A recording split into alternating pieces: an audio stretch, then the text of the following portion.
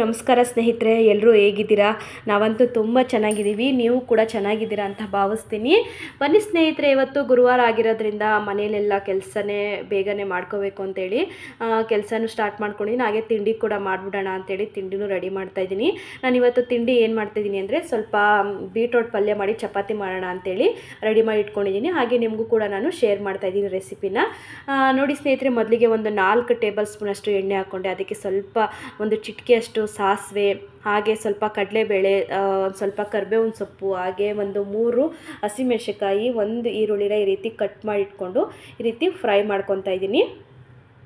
ನೀವು ಖಾರ ಜಾಸ್ತಿ ಇಷ್ಟಪಡ್ತೀರಾ ಅಂದರೆ ಇನ್ನೂ ಸ್ವಲ್ಪ ಹಸಿಮೆಣಸಿನಕಾಯಿ ಹಾಕೋಬೋದು. ನಮಗೆ ಸಾಕು ಅಂತೇಳಿ ನಾನು ಒಂದು 3 ಹಸಿಮೆಣಸಿನಕಾಯಿನ ಕಟ್ ಮಾಡಿ ಇಟ್ಕೊಂಡಿದ್ದೀನಿ. ಹಾಗೆ ಕೂಡ ಬೀಟ್ರೋಟು ಕೂಡ ಅಷ್ಟೇ ಚೆನ್ನಾಗಿ ಸಿಪ್ಪೆ ಎಲ್ಲ ಅದು ಮೇಲಿರುತ್ತಲ್ಲ ಸಿಪ್ಪೆ ಎಲ್ಲ ಹೊರದು ಇದನ್ನು ಅಷ್ಟೇ ನೀಟಾಗಿ ಈ ರೀತಿ ತುರಿದು ಇಟ್ಕೊಂಡಿದ್ದೀನಿ.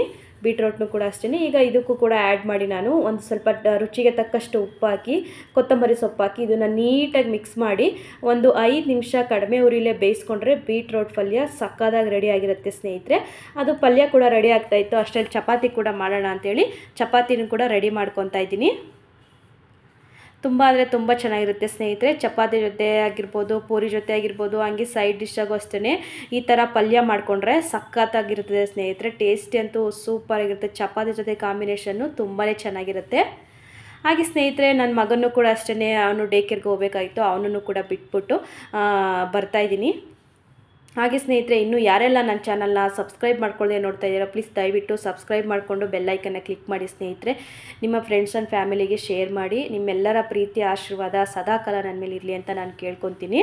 ಹಾಗೆ ಸ್ನೇಹಿತರೆ, ಇವತ್ತು ಗುರುವಾರ ಆಗಿರೋದ್ರಿಂದ ಮನೆಯಲ್ಲಿ ದೇವ್ರ ಸಾಮಾನೆಲ್ಲ ತೊಳೆಯೋದೆಲ್ಲ ಇತ್ತು.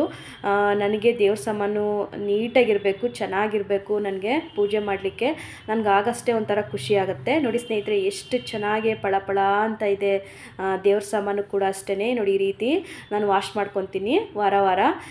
ನಿಮಗೂ ಅಷ್ಟೇ ಇದನ್ನ ಹೇಗೆ ವಾಶ್ ಮಾಡಿಕೊಂಡೆ, ಇದಕ್ಕೆ ಏನೇನು ಟಿಪ್ಸ್ ಯೂಸ್ ಮಾಡಿದೆ ನಾನು, ಮತ್ತು ನಿಮಗೂ ಈ ರೀತಿ ಚೆನ್ನಾಗೆ ಈ ರೀತಿ ಫಳಫಳ ಅನ್ನೋ ರೀತಿ ವಾಶ್ ಮಾಡಬೇಕು ಅಂತ ಹೇಳಿದ್ರೆ ಕಮೆಂಟ್ ಮಾಡಿ ತಿಳಿಸಿ. ಒಂದು ಸತಿ ಪೂಜೆ ಸಾಮಾನು ತೊಳೆದು ನನಗೆ ತೋರಿಸಿ ಅಂತ ಹೇಳಿ.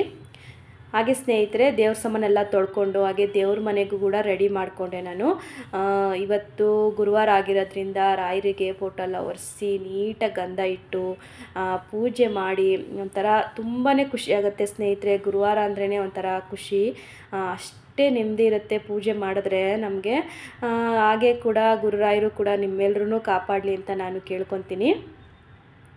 ಹಾಗೆ ಸ್ನೇಹಿತರೆ, ಇನ್ನು ಸಾಯಂಕಾಲ ಆಯಿತು, ನನ್ನ ಮಗನೂ ಕೂಡ ಬಂದಿದ್ದ. ಈಗ ಮಠಕ್ಕೆ ಹೋಗಿ ಬರೋಣ, ರಾಯರ ಮಠಕ್ಕೆ ಅಂತೇಳಿ ರೆಡಿ ಆಗಿದ್ದೀವಿ.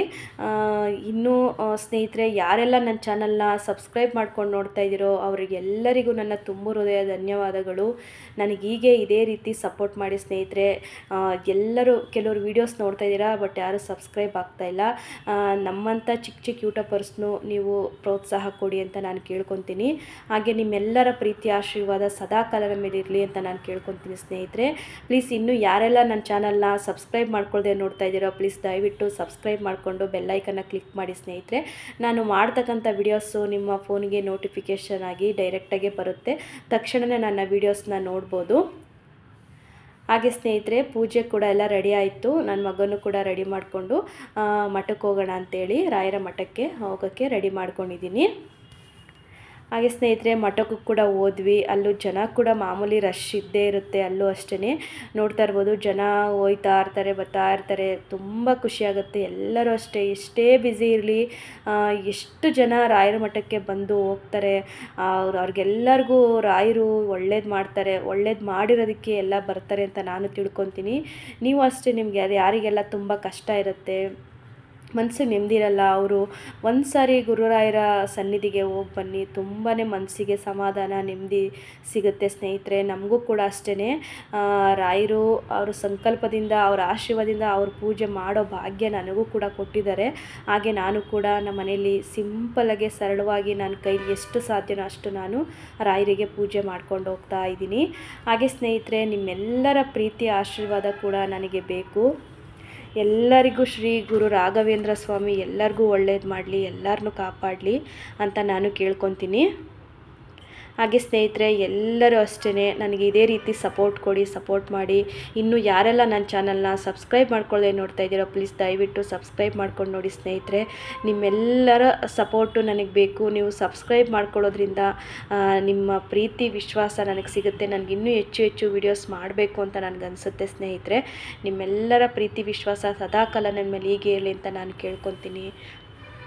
ಹಾಗೆ ಸ್ನೇಹಿತರೆ ಇನ್ನೂ ಎಷ್ಟು ರೆಸಿಪೀಸ್ಗಳು, ನಾನು ಸಿಂಪಲ್ಲಾಗಿರ್ತಕ್ಕಂಥ ರೆಸಿಪೀಸ್ಗಳನ್ನ ನಿಮಗೆ ಮಾಡಿ ತೋರಿಸ್ತಾ ಇರ್ತೀನಿ.